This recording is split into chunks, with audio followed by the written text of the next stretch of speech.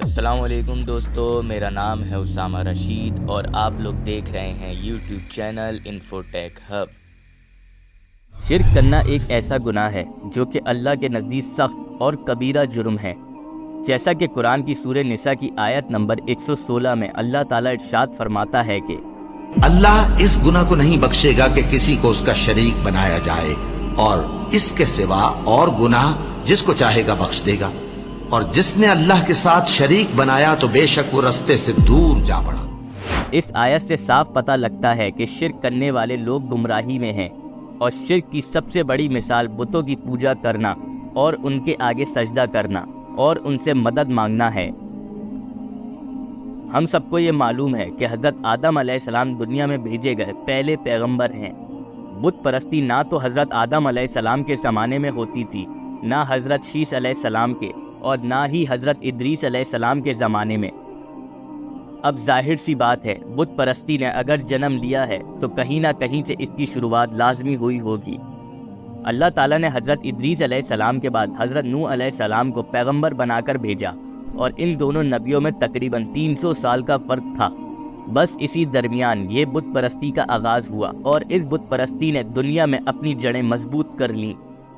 قرآن کی سورہ نوح کی آیت نمبر 23 میں اللہ تعالیٰ ارشاد فرماتا ہے کہ اور کہنے لگے کہ اپنے معبودوں کو ہرگز نہ چھوڑنا، اور ود اور سوا اور یغوس اور یعوق اور نصر کو کبھی نہ چھوڑنا۔ سورہ نوح میں اللہ تعالیٰ نے نوح علیہ السلام کے بارے میں ذکر کیا ہے کہ کس طرح حضرت نوح علیہ السلام نے 950 سال تک اپنی قوم کو سمجھاتے رہے اور اللہ کے عذاب سے ڈراتے رہے، لیکن حضرت نوح علیہ السلام کی قوم نہ سمجھی۔ اس آیت میں واد، سوا، یاغوت، یعوق اور نصر کا جو ذکر ملتا ہے وہ آخر کون تھے؟ روایتوں اور تفسیر میں ملتا ہے کہ یہ 5 لوگ حضرت آدم علیہ السلام کی اولادوں میں سے تھے، جو کہ اولیاء اللہ میں سے تھے، یعنی اللہ کے عبادت گزار اور نیک بندے تھے۔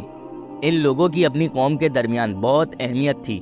جب یہ 5 لوگ انتقال کر گئے تو ان کی قوم نے بہت افسوس کیا، تو شیطان اس قوم کے درمیان انسانی شکل میں نمودار ہوا اور کچھ دنوں تک ان کو تسلی دیتا رہا۔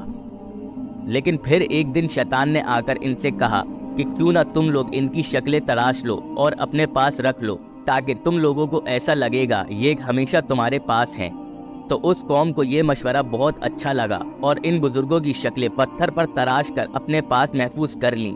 لیکن پھر اس قوم کی جب اگلی نسلیں آئیں تو ان میں پھر سے شیطان ایک بزرگ آدمی کی شکل میں آیا اور کہنے لگا کہ یہ شکلیں پرانی ہو گئی ہیں، ان عظیم اولیاء اللہ کے بت تراش لو، اور اس قوم کی اگلی نسل نے ایسا ہی کیا، اور پھر اگلے آنے والے لوگوں نے ان کی عبادت شروع کر دی اور ان کو پکارنے لگے، اور پھر آہستہ آہستہ بتوں کے ساتھ دیگر چیزوں کی بھی عبادت شروع ہو گئی، جیسے سورج، آگ اور چاند وغیرہ۔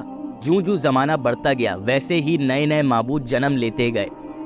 جب اللہ تعالیٰ نے حضرت ابراہیم علیہ السلام کو پیغمبر بنا کر بھیجا، تب تک حضرت ابراہیم علیہ السلام کی قوم نے بہت سارے معبود بتوں کی شکل میں بنا لیے تھے، اور تقریباً آدھی سے زیادہ دنیا میں شرک اور بت پرستی جیسی غلیظ بیماری پھیل چکی تھی۔ ہم امید کرتے ہیں کہ اس پوری تاریخ سے ایک بات سمجھ آ گئی ہوگی کہ بزرگوں اور اللہ کے نیک بندوں کی تصویریں بنا کر رکھنا اسلام میں کیوں حرام ہے۔ اس کی وجہ یہی ہے کہ اس طرح تصویر بنا کر رکھنا ایک خدشہ پیدا کرتا ہے، اور وہ خدشہ یہی شرک کا ہے۔ اور جو لوگ سمجھتے ہیں کہ مدد مانگنا غلط نہیں ہے، تو سمجھنے والی بات یہ ہے کہ مدد دنیاوی اعتبار سے صرف اور صرف زندہ شخص سے مانگی جا سکتی ہے، وہ بھی اگر اللہ تعالیٰ نصیب کے ذریعے وسیلہ بنا دے۔ اگر آپ لوگوں کو ہماری یہ ویڈیو پسند آئی ہو تو لازمی ہمارے چینل کو سبسکرائب کر دیں۔ ابھی کے لیے ہمیں دے اجازت، اپنا بہت سارا خیال رکھیے گا۔ اللہ حافظ۔